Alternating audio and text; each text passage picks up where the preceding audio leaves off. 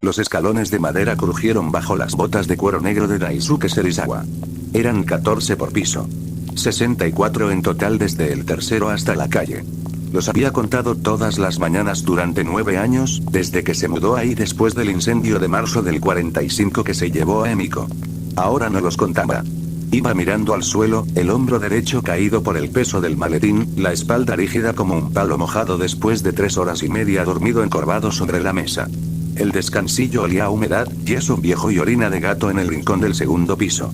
Al bajar, el aire le trajo otro olor. Azufre, madera quemada, hierro caliente y ese dulzor metálico que solo sale cuando se quema mucha materia orgánica de golpe. Se le cerró la garganta solo de reconocerlo. Era el mismo olor que llevaba pegado a la ropa 3 días seguidos cuando salió de entre los escombros de Asakusa. No le dio náuseas. Solo tragó saliva y siguió bajando. En el último escalón tropezó. Se apoyó en la pared de cemento para no caer, se golpeó la rodilla derecha contra el filo. No hizo mueca. Ni siquiera miró la pierna. Seguía caminando. El brazo derecho le hormigueaba, entumecido por haber dormido encima, le pesaba como si tuviera plomo dentro. Se pasó los dedos por el pelo grasoso y desaliñado, 4 días sin lavarse, y se frotó los ojos hasta ver puntos de colores. Tenía la boca seca, sabor a tabaco viejo y óxido en la lengua. Sabía perfectamente por qué no había oído nada. Se durmió rendido a las 7:28, después de 3 noches sin cerrar los ojos, reescribiendo fórmulas de microoxígeno que juró que nunca usaría. Cortaron la luz a las 9:12. Su teléfono de disco necesitaba corriente para sonar, y además el timbre estaba roto desde hacía 22 días. Nunca lo arregló a propósito, no quería que nadie lo llamara. La radio de válvulas se llenó de estática a las 9:18 por la interferencia de la bahía. Él, dormido, creyó que era el ruido del mar. Nadie llamó a su puerta. 9 años en el edificio y no había cambiado ni una palabra con ningún vecino. Cuando sonaron las alarmas a las 9, cada uno corrió por su cuenta. Nadie pensó en el señor Aro del tercer piso. Se despertó solo, a las 11 en punto, por el chasquido metálico de la señal nacional que activó todos los aparatos del país a la vez. Empujó la puerta de la calle con el hombro. La bisagra chirrió fuerte, sin aceite. Fuera no era de día. No era de noche. Era una penumbra gris sucia, como si el sol estuviera muy atrás de una capa espesa de humo y nubes de tormenta que se habían juntado en un solo techo sobre toda la ciudad. No se veía el astro. Solo una mancha pálida, rojiza muy a lo lejos, sobre el lugar donde antes estaban Yokohama y Kawasaki. La lluvia caía constante, fina, normal. Gotas frías, transparentes. Mojaron su pelo en 10 segundos, le corrieron por el cuello, se metieron por el cuello desabrochado de la camisa. No quemaban. No dejaban rastro. Solo mojaban. Pero el aire que respiró después le hizo toser 2 veces, fuerte, con la garganta cerrada. Traía partículas finas que se clavaban en los pulmones. Él lo sabía. Él mismo había armado el detector que llevaba en el maletín. Y sabía lo que había ahí dentro. Yodo 131, estroncio 90, átomos rotos que no se iban a ir nunca. Cruzó la calle vacía. Vio a 3 mujeres corriendo hacia el norte con fardos atados a la espalda. Un anciano empujando una carreta con 2 colchones y una olla de hierro. Los escaparates tenían los cristales cruzados con cinta marrón, norma de la guerra por si estallaba algo. En el kiosco abandonado, el periódico de la mañana seguía ahí, alerta en la costa, avalancha en bahía. Todo el mundo sabía ya que era mentira. Nadie se paró a quitarlo. A pocos metros, junto al cordón de la acera, el sedán negro oficial tenía el motor en marcha. Parado desde hacía 3 minutos, según lo acordado en la llamada de las 11:05. Ruedas delanteras giradas un poco a la izquierda, listas para salir. Cristal del conductor bajado 5 centímetros. Reglamento por si se quedaban atrapados y había que evitar monóxido. Yamane estaba al volante. Tenía la cabeza gacha, frotándose un pie mojado dentro de la bota contra el pedal del embrague. Sobre el asiento del copiloto tenía un mapa desplegado, arrugado, doblado siempre en la misma esquina inferior derecha, con una mancha de café vieja. No levantó la vista al oírlo llegar. Serizawa agarró el pomo de la puerta trasera derecha. Estaba caliente por el poco sol que se filtraba. Tiró. Chasquido metálico seco. Subió, dejó el maletín en el suelo entre los pies y se sentó. El cuero del asiento estaba frío y húmedo. El muelle crujió bajo su peso. Olía a tabaco de pipa viejo, gasolina, papel amarillo, lavanda barata, el jabón que usaba Yamane desde siempre, y a pies mojados. Las botas del profesor estaban caladas hasta los tobillos. Yamane metió primera con un golpe seco de muñeca, soltó el embrague despacio y el coche se puso en marcha sin ruido. No dijo sube. No dijo hola. No hizo comentarios. Lo conocía demasiado para perder el tiempo en eso. Tenía la cara más arrugada que la última vez que se vieron, 27 días atrás, en el funeral del profesor Sato. La piel colgaba bajo los ojos, grisácea. 3 noches sin dormir, interrogando a Tachibana, mirando muestras, estudiando fotos borrosas. Llevaba el mismo traje de lana gris de siempre, cuello de camisa amarillento, corbata desabrochada un nudo. La medalla del ministerio en la solapa, puesta torcida. Las manos sobre el volante tenían las venas marcadas y las yemas manchadas de tinta azul y negra. Nadie habló durante 25 segundos. Solo se oía el motor, la lluvia golpeando el techo de chapa, y una sirena muy lejos, hacia el este. Serizawa se secó la cara con la manga de la camisa. Miró las gotas resbalar por el cristal. Transparentes, normales, como cualquier día de lluvia. Solo el aire que entraba por la rendija le seguía quemando la garganta. Yamane rompió el silencio con voz ronca, cansada, hablando casi para sí mismo mientras miraba la carretera mojada. Tosiendo una vez, bajo, tapándose la boca con el dorso de la mano. Sabía que llegabas. 3 minutos tarde. No pasa nada. Serizawa se frotó la nuca. Tenía la espalda tiesa, le dolía desde la cintura hasta la base del cráneo. El nudo en el estómago no se le había ido. Tuve que cambiarme los calcetines, dijo, plano, sin dar excusas, solo diciendo lo que pasó. Estaban empapados de sudor. No me di cuenta hasta que me puse las botas. Hizo una pausa. Tragó saliva con dificultad. Tenía la garganta como si tuviera polvo de cemento dentro. Lo oí todo, dijo al fin. Yamane asintió una sola vez, lento, sin apartar la vista del camino. Con la mano derecha dobló otra vez la esquina del mapa, el mismo pliegue de siempre, el gesto que hacía cuando algo no le cerraba. Dobló a la izquierda en la avenida principal, acelerando un poco. ¿Y ahora te lo crees?, preguntó. No era un reto. No era un te lo dije yo. Era solo una pregunta. Quería saber. Nada más.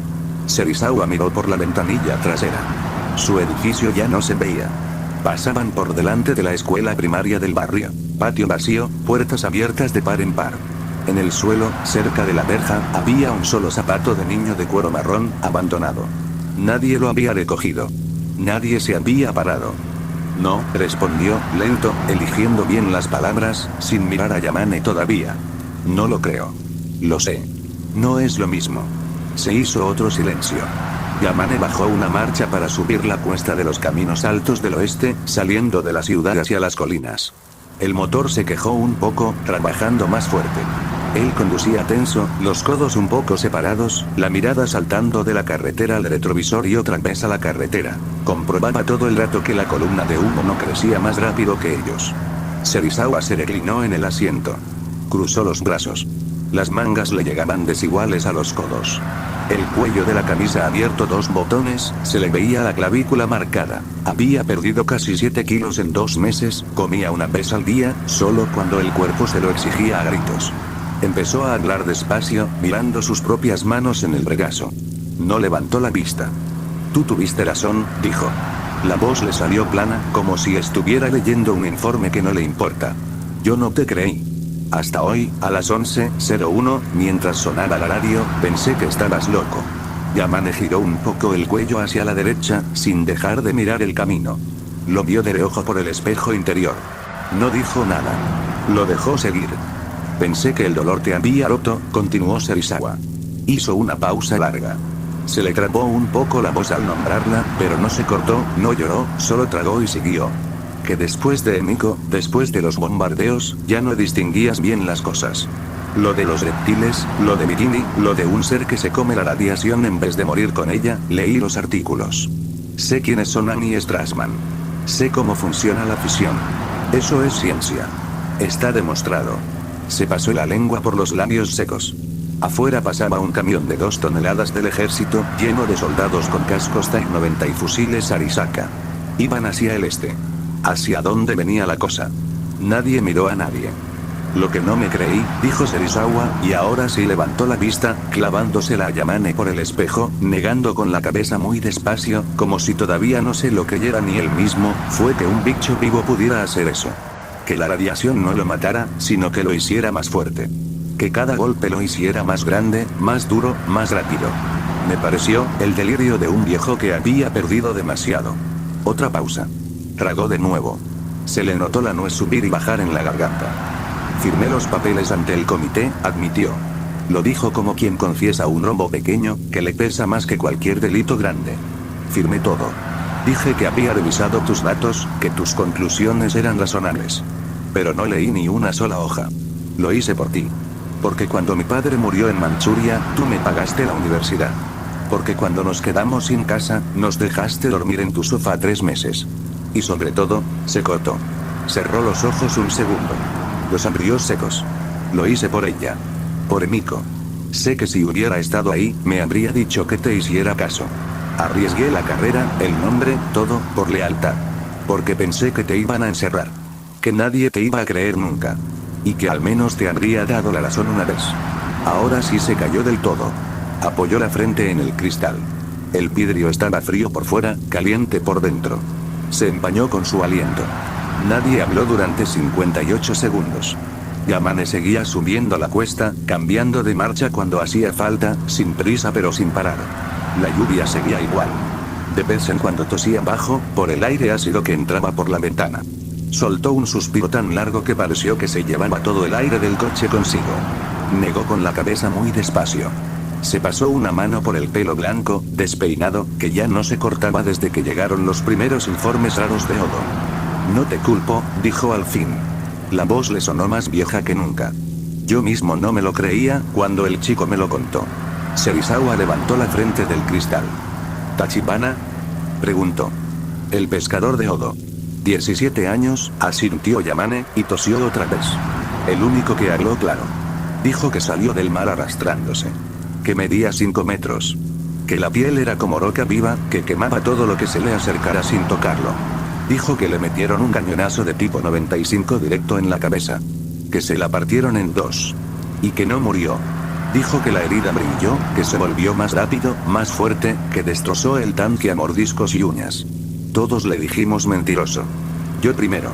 Tocó con los dedos el bolsillo interior de la chaqueta, donde llevaba el frasco de vidrio con la muestra de agua turbia que sacó cerca de Bikini 3 semanas antes.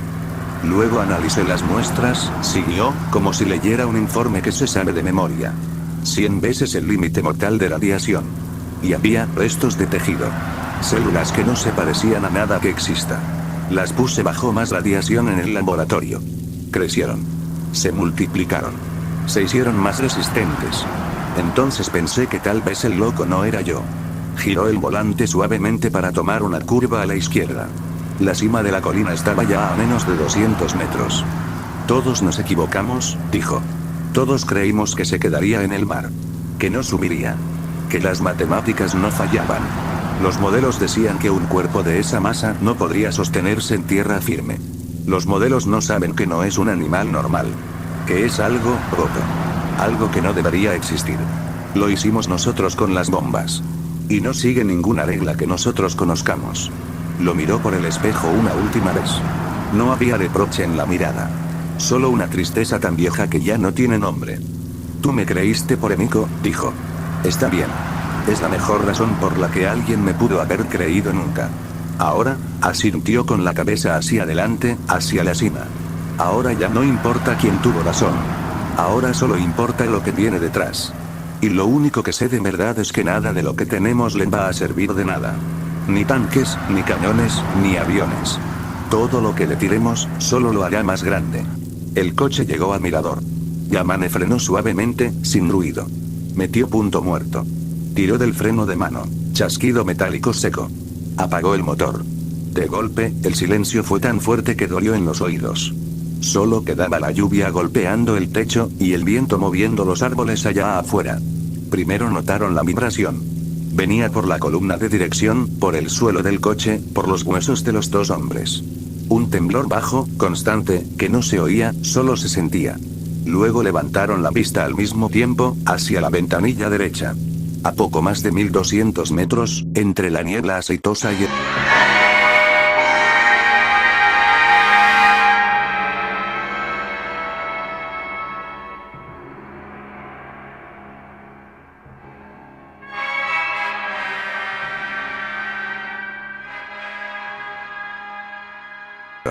...57 metros exactos de alto. No era un dinosaurio erguido como los de los libros. Avanzaba lento, paso a paso, con una pesadez que no parecía de este mundo. Imitaba la postura bípeda, pero las rodillas le iban al revés, como si las articulaciones le hubieran crecido mal. Se sostenía rígido, casi cadavérico, como si estuviera aprendiendo a caminar con cada paso que daba. No hacía ruido de garganta. No rugía. Solo se oía, muy lejos, el crujido seco de sus propias placas óseas rozándose entre sí, y el chasquido suave del asfalto que se fundía y se hacía polvo bajo sus patas.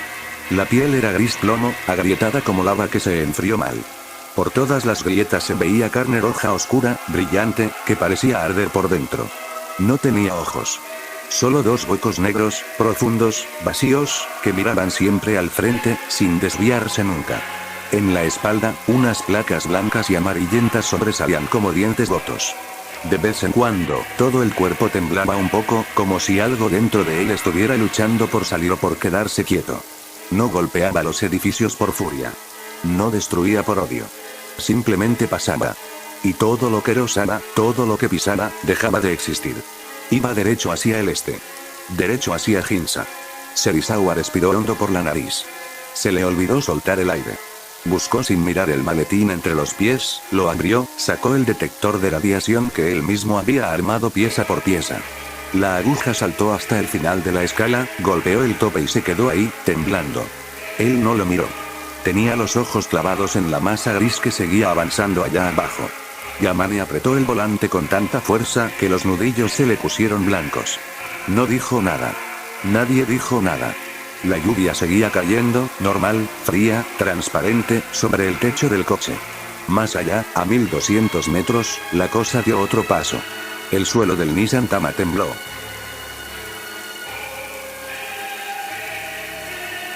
En el corazón comercial y administrativo de Tokio, la evacuación no era un estampido. Era un fluir lento, pesado, silencioso, ordenado a la fuerza por el cansancio de una generación que ya había vivido esto antes. El artículo 9 bis, promulgado hacía 45 minutos, lo decía claro. Evacuación inmediata, obligatoria, exclusivamente a pie. Prohibido el uso de vehículos particulares por cualquier motivo. Las calles estaban cortadas con cadenas y barreras de madera. Los pocos coches que quedaban abandonados en la calzada habían sido empujados a las aceras por grupos de policías, con los cristales cerrados y las llaves olvidadas en el contacto. Las sirenas de los postes de madera bramaban en bucle, un tono agudo, constante, que se metía en los oídos y no salía más. De vez en cuando, la voz monótona, neutra, de un funcionario salía por los altavoces instalados en las esquinas. Sigan hacia el norte. Sigan hacia el oeste. No corran. No se detengan. Ayuden a los ancianos y a los niños. Sigan caminando. Y la gente caminaba. Miles de personas, hombro con hombro, subiendo por las avenidas anchas de Ginza con paso rápido pero desordenado. No gritaban. Casi nadie hablaba. Iban envueltos en abrigos que no hacían falta, con pañuelos atados a la boca y la nariz para filtrar el aire que ya olía a azufre y a hierro caliente, aunque todavía no se veía humo por aquí. Madres que llevaban dos niños agarrados de las manos, la cara rígida, sin mirar a los lados. Ancianos que caminaban encorvados, cargando solo un paquete atado con cuerda, porque ya sabían que lo demás se perdía igual. Oficinistas que todavía llevaban el maletín en la mano, la corbata desabrochada, los zapatos brillantes llenos de barro de los charcos negros. Una muchacha que se detuvo en seco en medio de la calle para recoger un retrato enmarcado que se le había caído, y un policía la empujó por el brazo sin decir nada, obligándola a seguir sin él. Un niño de unos 6 años que lloraba bajito, callado, sin hacer ruido, agarrado a la falda de su madre, que ni siquiera se daba cuenta. Los policías estaban desplegados cada 20 metros, con los cascos de cuero negros, los bastones en la mano, la cara pálida. No daban órdenes a gritos. Solo señalaban con el brazo, decían siga, siga, no se detenga con la voz rota de tanto repetirlo. Muchos llevaban 3 días sin dormir, desde que llegaron los primeros informes de Odo. Tosiendo todo el rato por el aire que ya les irritaba la garganta.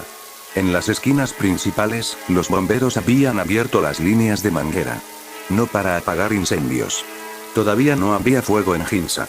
Abrían el agua a baja presión, regando el suelo de las calles y las aceras una y otra vez, para que el paso de miles de pies no levantara polvo fino cargado de partículas radiactivas que luego se respirarían. El agua, clara y fría, se mezclaba con el hollín que ya traía el viento del este y formaba regueros negros que bajaban hacia las alcantarillas. Un bombero joven, de unos 19 años, apoyó la frente en la manguera un segundo, cerró los ojos, respiró hondo, y volvió a levantarla para seguir regando. Nadie le dijo nada. Nadie se detuvo. En la entrada de la estación de Irakuch, una mujer mayor se sentó de golpe en el bordillo de la acera, se agarró el pecho y dejó de respirar bien. Dos hombres que pasaban la agarraron por debajo de los brazos y la levantaron sin decir una palabra, llevándosela con ellos entre los dos, aunque ninguno la conocía. No había ambulancias. Todas estaban atrapadas más al sur, en las zonas que ya estaban bajo los pies de la criatura. A lo lejos, muy al sur, por encima de los tejados, se vio subir una llamarada breve, amarilla y roja. Segundos después llegó un tronar sordo, profundo, que hizo vibrar los cristales de los escaparates sellados con cinta marrón. La columna de gente no se detuvo. No miró hacia atrás. Solo caminó un poco más rápido. Nadie lo dijo en voz alta. Pero todos lo sabían. Cada paso que daban hacia el norte era un paso.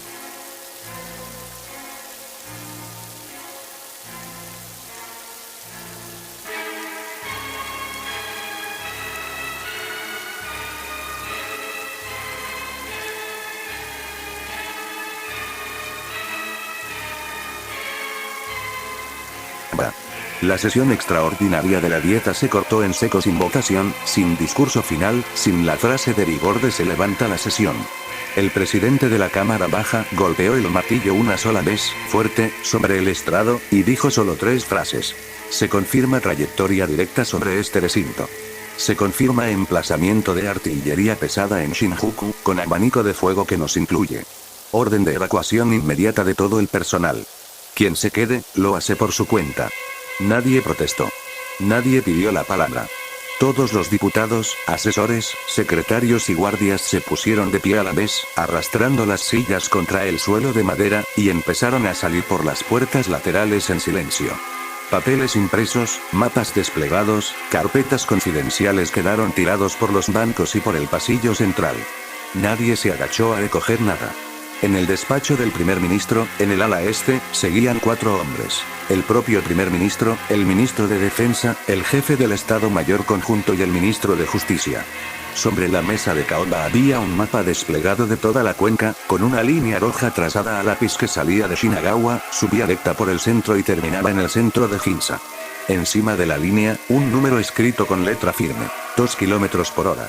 El ministro de Justicia, con los dedos manchados de tinta azul, golpeó la línea una sola vez con el bolígrafo. El 9 bis cubre todo lo que haga falta, dijo, seco, burocrático, como si firmara un decreto ordinario. Fuerza ilimitada. Cualquier medio.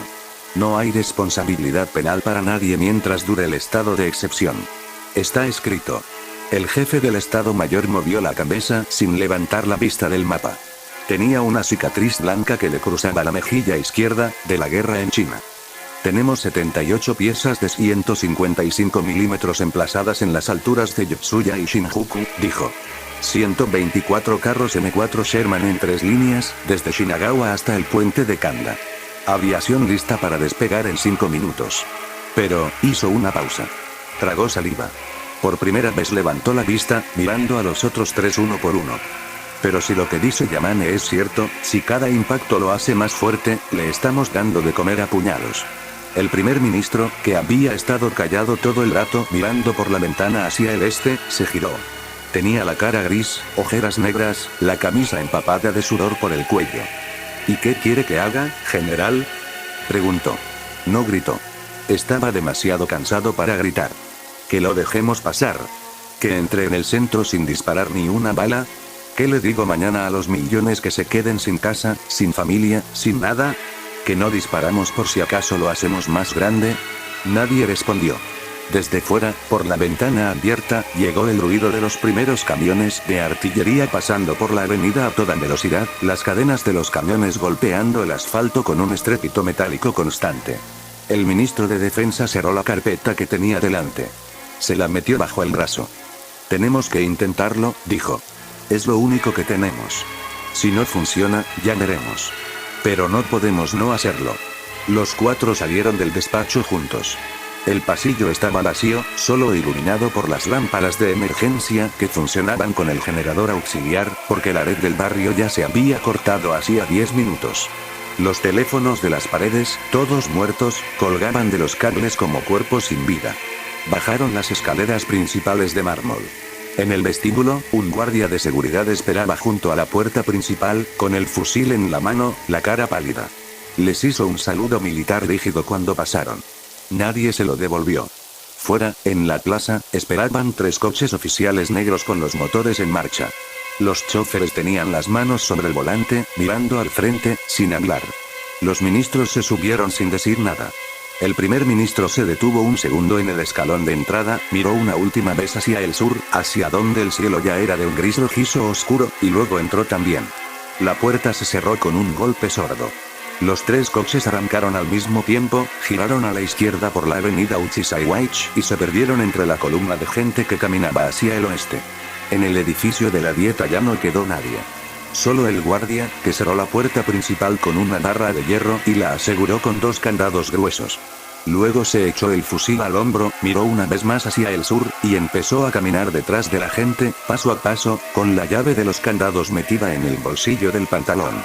A lo lejos, muy profundo, el suelo tembló una vez. Luego otra.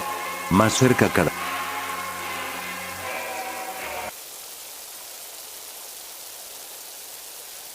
El mando unificado, bautizado en los despachos hacía una hora como Operación Force y amparado directamente por el artículo 9 bis, había repartido el dispositivo en 3 escalones, aprovechando la pendiente natural que sube de la bahía hacia las colinas del oeste. Línea 1, Shinagawa. A escasos 100 metros de la orilla, sobre la avenida costera. 28 carros M4 Sherman remanentes de la ocupación, cañón de 75 milímetros, cientos de soldados de infantería con fusiles Arisaka y morteros de 81 milímetros, trincheras improvisadas con sacos de arena, vigas de madera y escombros de casas ya derribadas. Muchos de los muchachos tenían 18 o 19 años. Nunca habían disparado contra nada que no fuera un blanco de cartón. Todos habían visto las fotografías aéreas de Yokohama. Todos sabían, sin que nadie se lo dijera, que esa línea no iba a aguantar ni 10 minutos. Línea 2, Tamachi. 1200 metros más al norte, detrás de la vía férrea. 46 tanques más, piezas antitanque de 47 milímetros, ametralladoras pesadas, el puesto de mando móvil sobre un camión de 2 toneladas con lona verde. Línea 3, alturas de Yotsuya y Shinjuku. 3 kilómetros 800 metros por detrás del frente, dominando toda la cuenca. 78 obuses pesados M1 de 155 milímetros, alcance máximo 14 kilómetros, proyectiles de 43 kilos con carga explosiva ordinaria. Era lo único que tenían con una mínima posibilidad de penetrar la piel de la criatura. También era lo único que quedaba si las otras 2 líneas desaparecían. En el camión de mando de Tamachi, el general de brigada a cargo apoyaba los codos sobre el mapa desplegado en una mesa de madera plegable. Tenía las manos manchadas de grasa y tinta negra. A su lado, 3 oficiales escuchaban por auriculares a radios de campaña que soltaban estática cada 3 frases. Comunicaciones con la primera línea cortadas otra vez, dijo un capitán joven, golpeando la carcasa del aparato con el puño. La interferencia electromagnética de la bahía jode todo. Solo recibimos retazos. El general no levantó la vista del mapa. Marcó con un lápiz rojo la posición estimada de Gojira. ¿Munición?, preguntó, seco. Los obuses tienen 50 proyectiles por pieza, respondió el mayor de artillería. Los tanques, 40 rondas cada uno. Pero, hizo una pausa, tragó saliva. No tenemos perforantes de núcleo de tungsteno. Solo explosivos ordinarios. Contra blindaje de 100 milímetros el 75 milímetros ya no sirve. Imagínese contra eso. El general cerró el lápiz con un clic seco. El 9 bis dice cualquier medio, dijo. Usamos lo que hay. Si no sirve, ya lo veremos. Pero no podemos no disparar. Fuera, en la calle, un sargento de tanques revisaba la cerradura de la torreta de su M4. Tenía la chaqueta abierta, el cuello de la camisa empapado de sudor a pesar de la lluvia fría. Un soldado raso le pasó un cargador de munición. «Sargento», dijo el muchacho, bajo, mirando hacia el sur donde el cielo era de un gris rojizo espeso. «¿Cree que sirve de algo?» El sargento encajó el cargador con un golpe seco. Miró al frente sin verlo. «Nuestro trabajo es disparar», respondió. «Luego ya verá la criatura si le gusta o no». A 4 kilómetros de allí, en el mirador de las colinas altas, Yamane no había arrancado de nuevo el Nissan Tama. Tenía el motor apagado, la mano izquierda apoyada todavía sobre el volante, unos prismáticos militares prestados por el ministerio pegados a los ojos. Serizawa estaba fuera del coche, de pie junto al guardarraíl, el detector de radiación encendido en una mano. La aguja golpeaba el tope de la escala con un tic repetido, constante. «Subió otra vez», dijo Serizawa, sin levantar la vista del aparato. 20 minutos atrás marcaba el fondo natural multiplicado por 120. Ahora no llega a medir. Estamos a 4 kilómetros. Si nos acercáramos 1000 metros más, la aguja se rompería. Yamane bajó los prismáticos despacio. Tenía la comisura de los labios apretada. «Los obuses de 155 son lo único que puede hacerle una herida real», dijo. Incluso así, se calló un segundo, miró hacia el sur donde ya se empezaban a ver los primeros destellos amarillos de las baterías de artillería probando el alcance. Incluso así, lo más probable es que solo estemos encendiéndole el fuego por dentro. Serizawa guardó el detector en el maletín. La lluvia le mojaba el pelo, le corría por la nuca dentro de la camisa. No se inmutó. «Cuanto más le damos», dijo, como si leyera una fórmula en el aire, «más grande sale». Es una reacción en cadena. Tachibana lo dijo. Nadie le creyó. Yamane volvió a pegar los prismáticos a los ojos. «Ya lo veremos en menos de 10 minutos», respondió. «Ya lo veremos». Gojira llegó al borde sur de Shinagawa a las 12:08 en punto. 80 metros por delante de la primera línea de tanques. Se detuvo. No fue una decisión. No miró, no analizó, no decidió. Su sistema nervioso primitivo detectó un pico anómalo de vibraciones metálicas, de explosivos concentrados, de energía almacenada en un punto concreto al frente. Se paró por reflejo. Giró la cabeza masiva 15 grados a la izquierda, luego 15 a la derecha. Los dos huecos negros de la cara pasaron por encima de los soldados, de los cañones, de los sacos de arena, sin detenerse en nada. No veía. Percibía. En el camión de mando de Tamachi, el general apretó el botón del micrófono de la radio. «Todas las unidades», dijo, voz neutra, sin inflexión. «Preparación de fuego. Elevación confirmada. Esperen mi señal. No disparen un solo proyectil antes». Gojira abrió las mandíbulas. No salió luz. No salió fuego. No salió rayo. Solo salió aire a más de 180 grados, y una onda de sobrepresión que empezó en su garganta y se expandió hacia afuera a 340 metros por segundo. El sonido fue una mezcla de infrasonido, que no se oye, pero luego los casos en el pecho, y un volumen grave, profundo, continuo, como el de una plancha de acero de 10 metros que se doblara despacio bajo una prensa hidráulica. No tenía nada de animal. Nada de vivo. Era pura energía liberada en forma de vibración. Los efectos fueron exactos, medibles, terribles. A menos de 150 metros. Sobrepresión de 14 libras por pulgada cuadrada. Cualquier soldado sin tapones auditivos se rompió ambos tímpanos al instante. Sangre brotó de oídos, narices, bocas al mismo tiempo. Los pulmones de los más cercanos se desgarraron por dentro. Cayeron al suelo de golpe, muchos inconscientes, algunos retorciéndose sin voz. A 250 metros. 9 libras. Las ventanas de todos los edificios en medio kilómetro a la redonda estallaron todas a la vez, millones de esquirlas de vidrio volando hacia adentro y hacia afuera como metralla. Los cables de alta tensión de 6000 voltios que cruzaban la avenida principal vibraron hasta fundirse, se cortaron por 3 puntos y cayeron chispeando sobre los techos de chapa. Los 28 tanques de la primera línea se desplazaron 3 o 4 centímetros lateralmente sobre sus orugas, solo por la presión del aire. Las antenas de radio se doblaron hacia atrás como si una mano las hubiera empujado. 4 kilómetros atrás, en el mirador, la onda llegó reducida pero todavía presente. Un golpe seco bajo el esternón, como si alguien hubiera dado un puño suave pero firme en el pecho. Las ventanillas del Nissan Tama vibraron fuerte. La aguja del detector, dentro del maletín, saltó con un golpe que se oyó incluso fuera.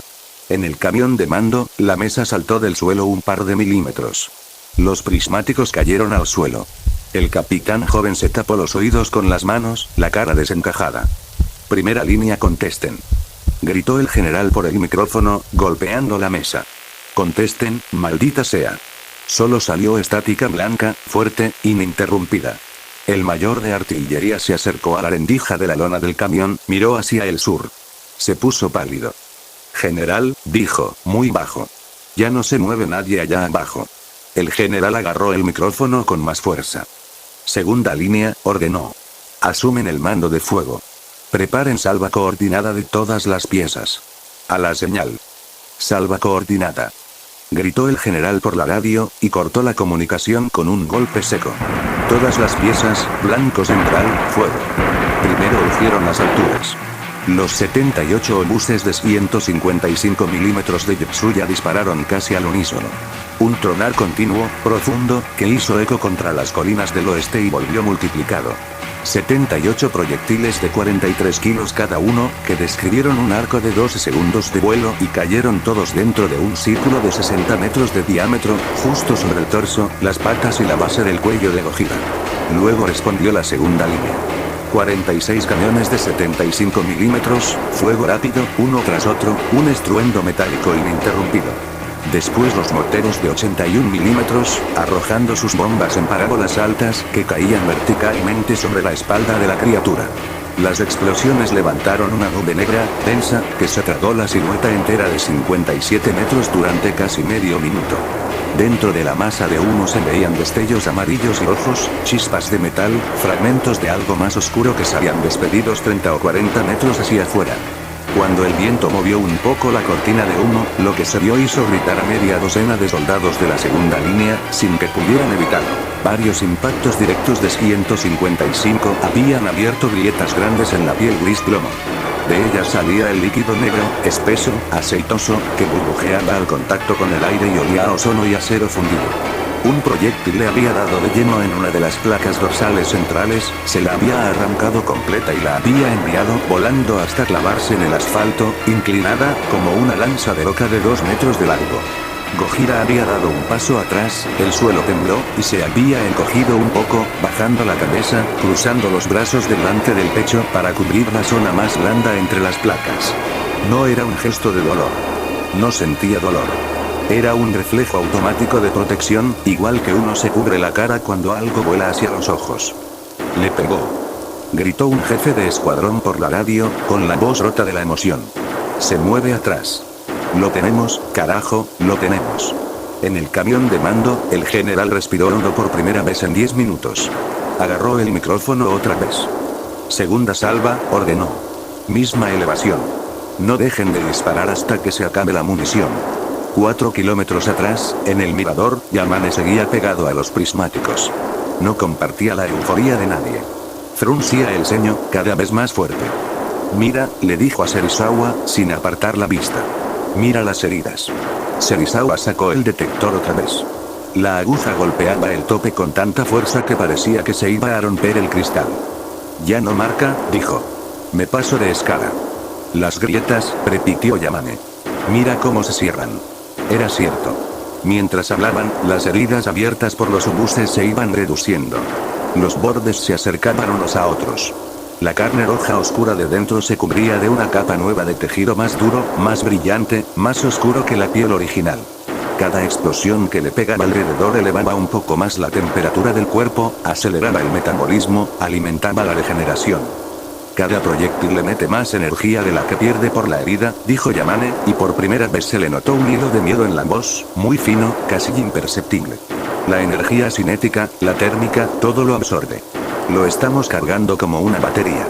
Serizawa hizo un cálculo rápido en la cabeza, mirando los flashes de las explosiones en el valle. 3,5 toneladas de TNT por salva, dijo. A este ritmo, en 3 salvas más, no será de 57 metros, terminó Yamane. Justo en ese momento, Gojira dejó de encogerse. Levantó la cabeza despacio. Las grietas grandes ya no eran más que líneas finas, casi cerradas. La piel alrededor de las antiguas heridas era ahora más negra, más compacta, casi brillante. Dio un paso adelante. Luego otro. Recuperó exactamente la misma velocidad de antes, 2 kilómetros por hora. Imperturbable. Como si las últimas 300 toneladas de explosivos hubieran sido solo una lluvia más fuerte. La tercera salva de los obuses llegó justo entonces. 78 impactos de lleno, en el mismo sitio que antes. Esta vez ni siquiera retrocedió.